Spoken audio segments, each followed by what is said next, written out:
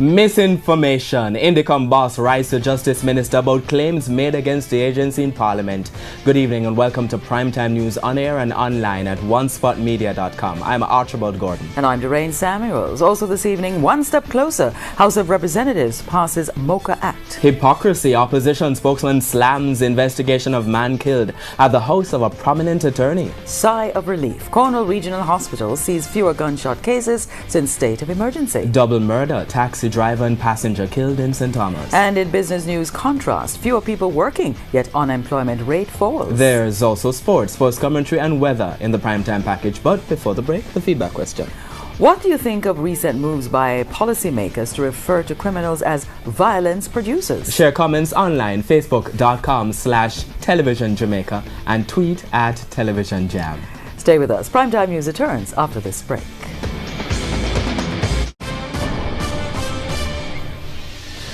Welcome back to Primetime News. Special welcome if you're watching on onespotmedia.com. A reminder as well that you can watch TVJ live by downloading our One Spot Media app in the Google Play Store or the App Store. That's the number 1 followed by the word Spot and Media. Up first this evening, the Independent Commission of Investigations, Indicom, has written to Justice Minister Delroy Chuck on the heels of claims made about the agency in the House of Representatives yesterday. The Prime Minister called for the agency to operate with more balance when it comes to dealing with the police. Today, the Indicom boss Terence Williams, in his letter to the Justice Minister, said there is a need for clarification in relation to assertions being made about Indicom not being balanced. TVJ's Vashon Brown has the Primetime News follow-up.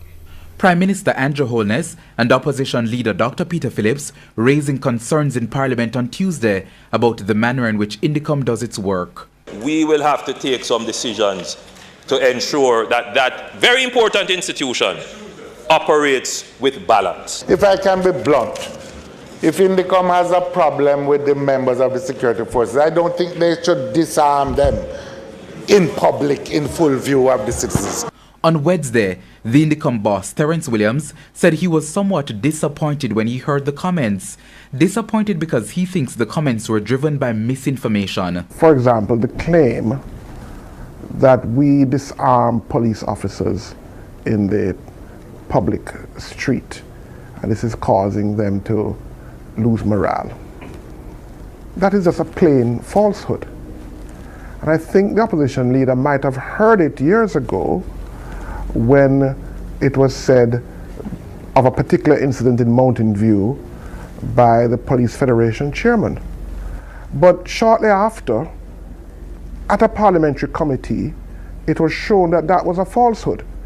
Mr. Williams says the police are disarmed by their colleagues, usually at a police station, not in public. Guns taken are then handed over to Indicom to be processed. As for the Prime Minister's call for balance in how Indicom operates, this must mean that he has heard some claims regarding Indicom's work, which he thinks doesn't show this balance. But the trouble is, we have never been apprised as to what is troubling the Prime Minister in this regard. And if we knew of it, we would give him an answer, an explanation. the Indicom boss has since written to the Justice Minister seeking his intervention. In his letter to Delroy Chuck, Mr. Williams said, as a Commission of Parliament, Indicom is obligated to make reports to Parliament on matters of concern. We do not know what claims advised the assertion that our work lacks balance and would like an opportunity to be so advised and to respond, as misinformation must not be permitted to direct policy. Indicom has been accused of being heavy-handed against policemen, causing them to restrain themselves when faced with hostile situations. This is being blamed as a contributing factor to increasing murder rate. Only a professional police force can lead the fight against crime. And a professional police force is one that respects human rights. Corruption and oppression are the same thing. It's an abuse of office.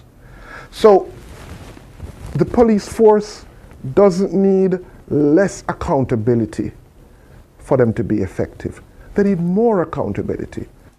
As for changes to the Indicom Act, Mr. Williams says a Joint Select Committee met and concluded its report some 3 years ago and recommended changes to the Act. Those recommendations, he points out, should be implemented.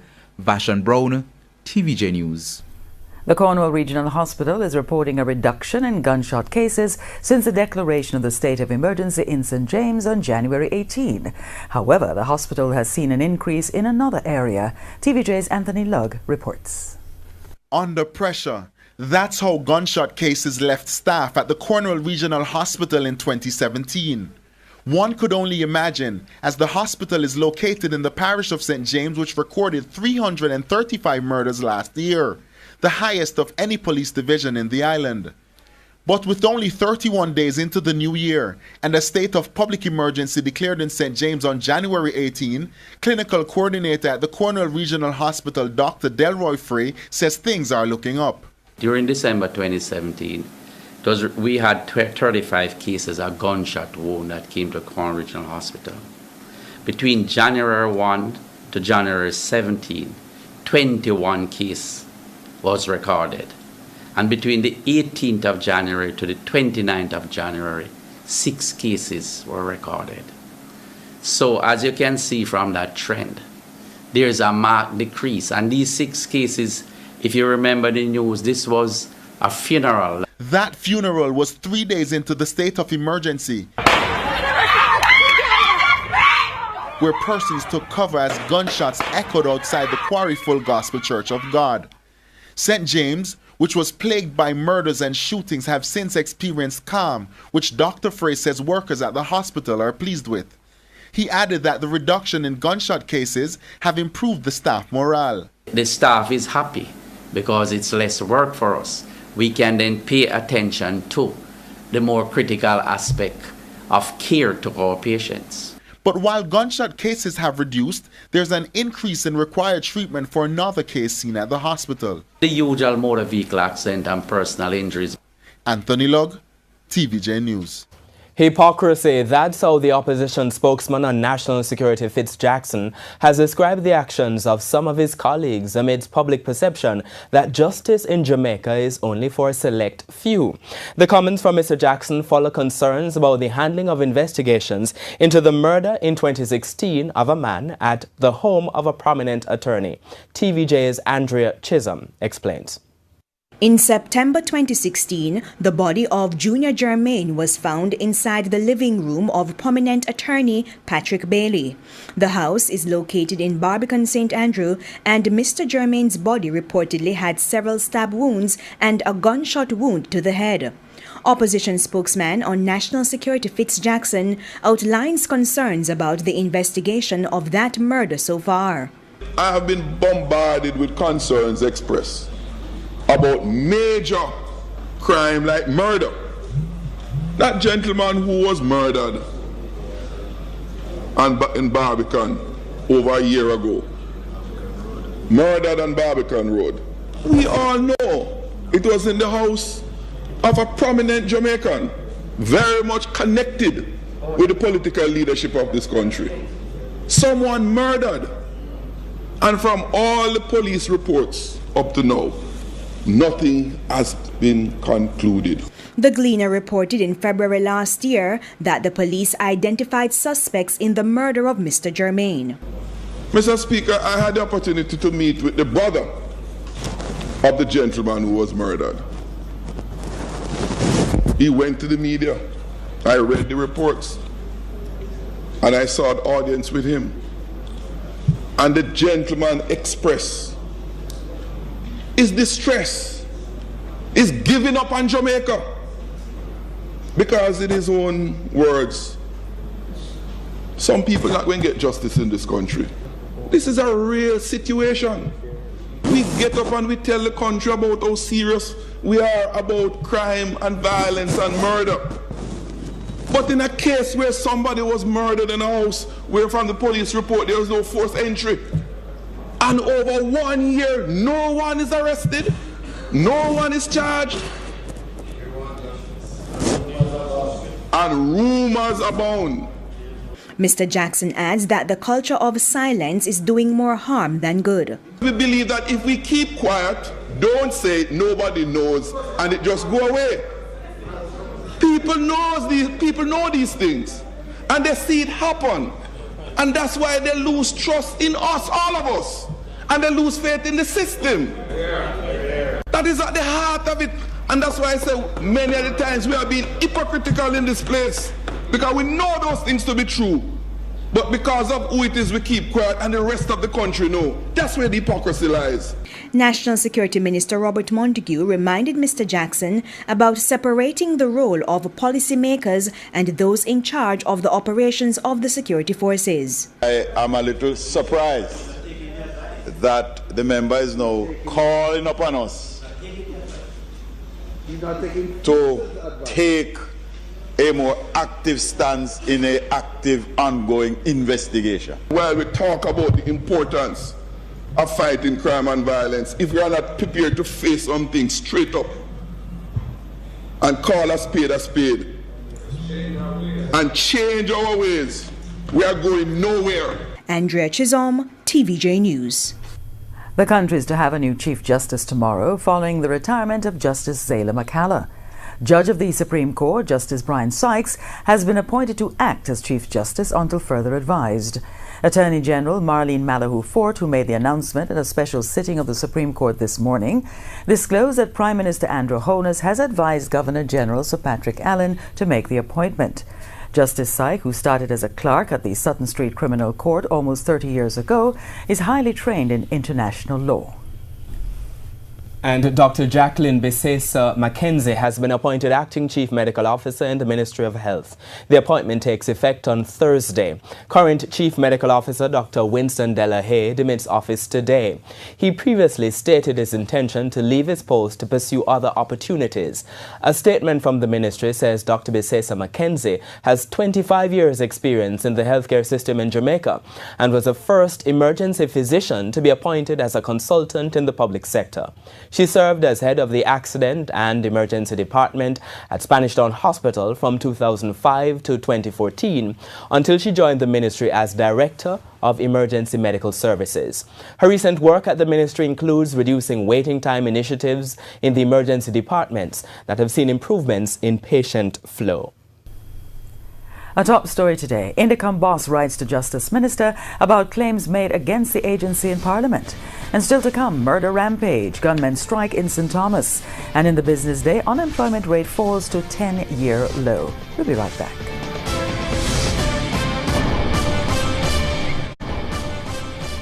Welcome back to Primetime News. The plan to establish the Major Organized Crime and Anti-Corruption Agency, MOCA, as an independent body is one step closer to completion, as the House of Representatives has passed the MOCA Act. The game-changing legislation was passed in the lower house yesterday with 61 changes. Here's TVJ's Andrea Chisholm with more in this report. It's a historic day in changing the national security architecture. The moment after the MOCA bill was passed with government and opposition support, paving the way for the Major Organized Crime and Anti-Corruption Agency MOCA to become independent with its own resources to fight organized crime. It is important too that the agency is properly funded and there is some sustainability in the funding for this institution. We can assure the member that there is no divide on that issue. Section 22 of the bill outlines provisions for funding. Changes were made to the original bill to give MOCA the authority to borrow money after getting written approval from the Finance Minister. The government also accepted changes from the opposition to make it mandatory for the police commissioner or head of a law enforcement agency to turn over an investigation to MOCA if they believe it should be done by the agency. Section 32(2)(d) of the original bill was also removed. The section outlines who can sit on MOCA's oversight committee. The Minister of Religion is coming out? Huh? Yes. Why, you'd have already said them either? Do you? No. This is a membership of the committee, so God will not be amongst their ranks. Member Golding. Mr. Golding, please. Member Golding. Member Golding. Can you put the amendment? Can we put the amendment? There was no clear explanation why ministers of religion were removed. TVJ News requested a clarification but was unable to get one up to news time. In the meantime, the National Security Minister continues to commend MOCA for the quality of its investigations. Since 2014, the agency has conducted 904 operations and arrested 1,054 persons. Of that amount, some 686 persons have been charged, and so far from those charges, 146 convictions have been had, and other cases are ongoing. Similarly, it has done 3,280 lie detector tests, and in 4 cases, $1.89 billion in assets have been seized. And in total, since 2014, MOCA has restrained some $2.4 billion in assets, and they are going through the necessary legal steps to treat with converting those assets to the state. The MOCA bill will now head to the Senate for deliberations. The opposition is urging the government to quickly complete the regulations to accompany the law. Andrea Chisholm, TVJ News. For the 4th time since the start of the new year, gunmen struck in the parish of St. Thomas. This time, the armed men attacked a driver and a passenger, killing both in Yallis last night. TVJ Shamila Mitchell reports. It's minutes after 10 Tuesday night. A large crowd of curious onlookers has converged in Yallis St. Thomas as police process yet another bloody scene. This time, a taxi driver and a passenger are the victims. According to reports, the incident unfolded after a white car operating as a taxi was traveling to Yallis with 2 passengers aboard. 2 men later stopped the taxi and entered the car. On reaching the entrance to the Montpelier housing scheme, the 2 men requested a stop. While exiting the vehicle, the men opened fire, hitting the driver and the passenger. They both died on the spot. The dead men have been identified as 21-year-old Javon Russell and 42-year-old Jerome Bogle. According to the police, Mr. Russell was released from police custody on the weekend. He was held for questioning in a recent robbery in the parish. Back at the home where Mr. Bogle lived, family members are grieving. Mr. Bogle's wife, Karen, says she was at home sewing when she got the news. Just as I turn on the pipe, I hear screaming out on the street. So I just got to the door, open the door just to see. Mrs. Bogle said she then made a telephone call when her greatest fear was confirmed. Mr. Bogle's mother is still in shock. From there, a week. The other passenger in the taxi Mr. Bogle was driving managed to escape. The gunmen also escaped on foot. Meanwhile, one businessman is declaring that the parish is not safe anymore. You are afraid even now to walk on the street in St. Thomas because the criminal just moving. The police don't patrol enough in St. Thomas. The latest incident brings the number of people killed in the parish to 8 since the start of the year. Shamela Mitchell, TVJ News. The police say they are aware of a disturbing video being circulated on social media depicting child pornography. In a release a short while ago, the police said detectives from the Center for the Investigation of Sexual Offences and Child Abuse, CISOCA, are currently probing the matter to determine its origin. The police are imploring the public to desist from sharing this video, as this action constitutes an offence under the Child Pornography Act and the Cybercrimes Act. The cops say there is also a strong possibility that sharing the video can result in further trauma to the child. Members of the public are strongly urged to delete the video. The Jamaica Constabulary Force is to get 146 motorcycles to add to its fleet. National Security Minister Robert Montague says the bikes will be imported and are expected to be in the island next month. They will be handed over to the Commissioner for distribution to traffic, and we hope that each division will get at least 2 bikes, 2 600cc bikes. We will also be taking possession of 90 trail bikes, Your Worship, and they are specifically for pre-day larceny and for cell phone recovery. So it is my belief that when we hand them to the Commissioner, at least 3 or 4 bikes will go to each division. News has emerged that Dr. Nigel Clark will succeed Derek Smith as the Jamaica Labour Party JLP standard bearer in the St. Andrew Northwestern constituency.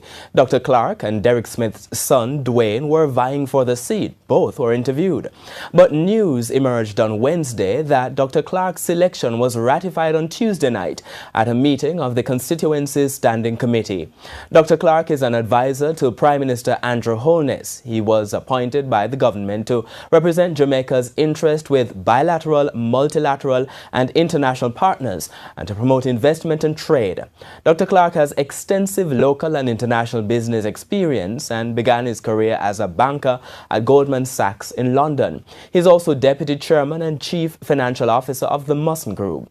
Derek Smith, who is 74 years old, resigned last week as Member of Parliament for St. Andrew Northwestern constituency after 29 years. Mr. Smith also quit his cabinet job as Minister without portfolio in the Ministry of Economic Growth and Job Creation in the office of the Prime Minister. More protests are brewing over the poor state of the roads in the island. The latest protest took place on Wednesday in Clarendon. TVJ's Kalisha Williams reports. Poor roads, nothing new to Jamaica. The situation often leading to protests island-wide. In Clarendon on Wednesday, irate residents took to the streets. It was their turn to highlight the condition of the roads they use. From December, a lot of robbery going on in the woods here. The last incident is Sunday. My sister was in the car, they're flinging it, and there's another car behind, tell them to drive, don't stop. And we need somebody to represent us to tell us when the road is going to fix, because we not plan for bury no family member or anybody because of the road. Trees and other debris were used to block access to the busy thoroughfare. Several students headed to school were inconvenienced. This morning a lot of students, they have exam, they can't go and do the exam because they did not, well, first blockage, they did not do anything at all about it, and now we are here because people's life is at risk. We need the road to fix like now.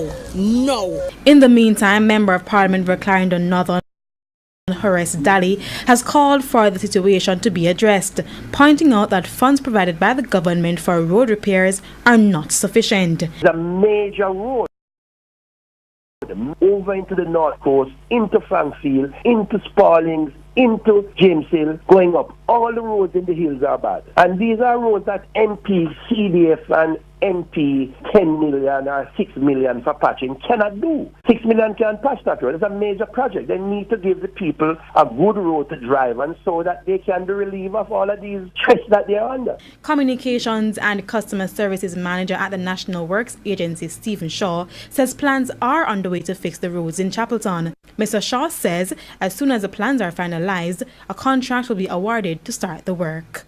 Kalisha Williams, TVJ News. One expert is this evening dismissing a study that points at the likelihood of a particular drug causing infertility in men. Consultant urologist Dr. Belinda Morrison says there is not enough proof to substantiate that claim. TVJ Shamela Mitchell tells us more in this evening's Health Report. Health Report is brought to you by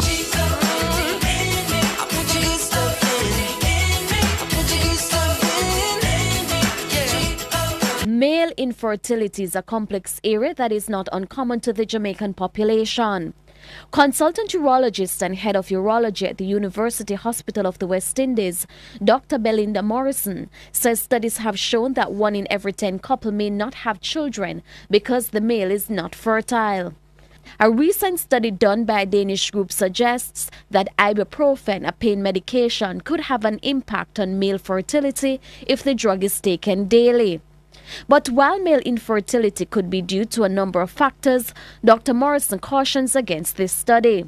Just using 31 men to get results and then generalize to the population would be very, very ambitious, I would say. And so it impacts on what we call the external validity of the study. The sample size was clearly too small to generalize to the rest of the population. they were highly selective in who they suggested, who they included in the study. So they included only young men between the ages of 18 and 35. They excluded men who were overweight, so who had a high BMI, and they excluded men who had regular physical activity. So again, it brings into question how valid are the results of the study to the rest of the population. Dr. Morrison says long-term studies are required to determine if this is so. The other question I had really is just about the frequency of use of ibuprofen. Ibuprofen, we know, is in over-the-counter medications such as Motrin and Advil. People may use it ad hoc for pains, you know, but it's not very common that someone would use ibuprofen daily at that dose for that period of time. So again, it brings into question really the external validity of this study. The urologist says at this point she's not sure if science can do anything to increase fertility status in males. However, if men are going on any new medication, they need to consult their doctor. There are also some things that men should avoid. The drugs that have definitely been scientifically studied and are known to affect fertility status include testosterone treatment, and certainly before anybody comments on testosterone treatment, they must have a discussion about desires for fertility, because testosterone given to men to augment low testosterone levels is a natural male contraceptive. Anabolic steroids that persons may take for muscle building and weightlifting can also affect fertility status, and drugs like chemotherapeutic agents that are used in the treatment of cancer. With your health report, I'm Shamela Mitchell wishing you good health. Health Report is brought to you by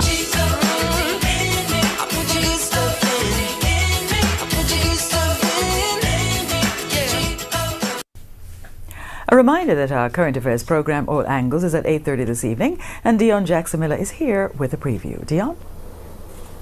Thank you so much. Sunday's staging of the Grammys brought with it, as usual, lots of controversy over the reggae album category. Now, we're going to be talking a little bit about that, and also the wider issue about the development of reggae here in Jamaica. How are we doing compared to what's happening on the international scene? That's coming up in All Angles at 8:30, right after primetime news. Right now, it's back to you.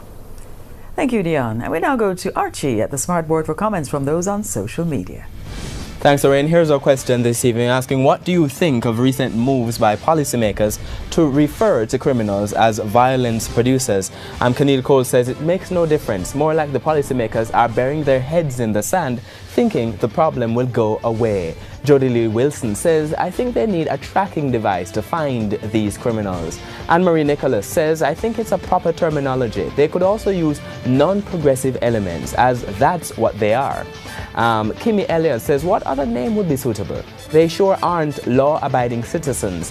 And Laverne Johnson says, excellent name, couldn't find a better one. Indeed, they are violence producers. Keep your comments coming on Facebook and Twitter. Facebook.com/Television Jamaica, and in tweets to @TelevisionJam. Business news and news from overseas. After the break.